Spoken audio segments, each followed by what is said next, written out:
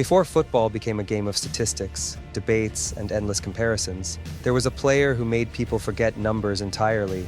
A player who didn't just dominate matches, but reshaped how the sport was understood, and his name was Ronaldo Nazário. They called him the phenomenon, not as a nickname, but as a necessity, because nothing else could truly capture what he was doing on the pitch. From the very beginning in Brazil, a country where talent is everywhere and expectations are even higher, Ronaldo stood apart, not just because he scored goals, but because of how he scored them, with a rare combination of speed, strength, balance, and technical brilliance that made defenders look helpless and fans feel like they were witnessing something unreal. When he arrived in Europe with PSV Eindhoven, it didn't take long for the world to notice that this was not just another talented striker adapting to a new league, but a force that was already ahead of its time, scoring goals with an ease that felt almost unfair, as if the game itself had slowed down just for him. That momentum carried into his move to FC Barcelona, where in just one season, he delivered performances so explosive, so unforgettable, that they still live in football history as moments that redefined what an individual player could do in a team sport. Yet what made Ronaldo's journey even more unique was that it never stayed in one place, because just as the world began to associate him with Barcelona, he moved again, this time to Inter Milan, stepping into a league known for its defensive discipline and physical intensity, a place where many attackers struggled to shine. But Ronaldo didn't just survive there, he thrived, proving that his talent wasn't limited to one style of football or one country, but was truly universal. And still, his story kept moving, taking him to Real Madrid and later to AC Milan, crossing rivalries and traditions that usually divide fans. Yet somehow, Ronaldo remained untouched by the kind of hostility that most players face when they change sides, because no matter where he played or which shirt he wore, people didn't see an opponent. They saw greatness, and greatness like his is rarely hated, only admired. But no story of greatness is complete without conflict, and Ronaldo's came in the form of something far more powerful than any defender, his own body. At the peak of his career, when he seemed unstoppable and destined to dominate for years, injuries struck with a cruelty that shocked the football world, devastating knee problems that didn't just take him off the pitch, but threatened to take away everything that defined him, from his explosive acceleration to his confidence, leaving behind a version of Ronaldo that many feared would never be the same again. What followed was not just a struggle, but a test of identity.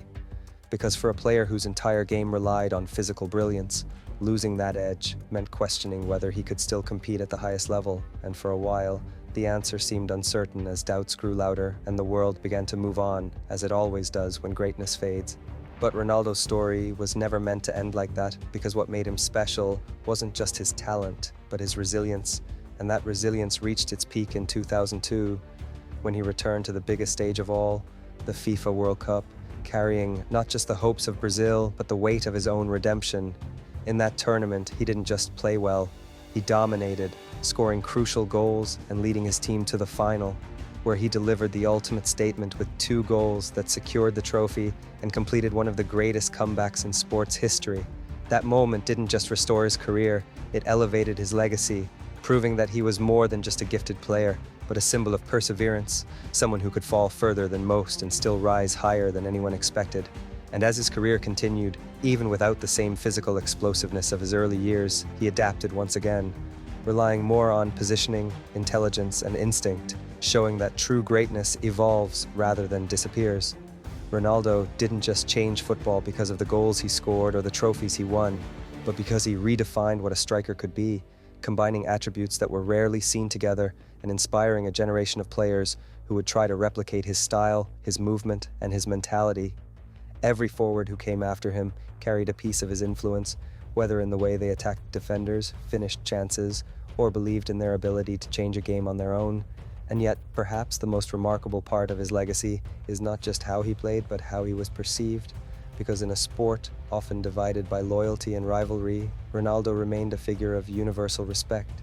a player who moved between clubs, countries, and cultures without losing the admiration of fans, something almost unheard of at the highest level. Before we continue, be sure to subscribe to our channel and ring the bell to get notified about our latest videos. If you are on your phone, and switch on the notifications. As the years passed and his career came to an end, the game continued to evolve, new stars emerged, and new records were set. But the memory of Ronaldo Nazário never faded, because players like him don't belong to a single era, they belong to the history of the sport itself. And when people look back at football and ask when it truly changed, when it became faster, more dynamic, more unpredictable, there will always be one name in that conversation, a name that represents not just greatness, but transformation. Because Ronaldo didn't just play football, he changed it.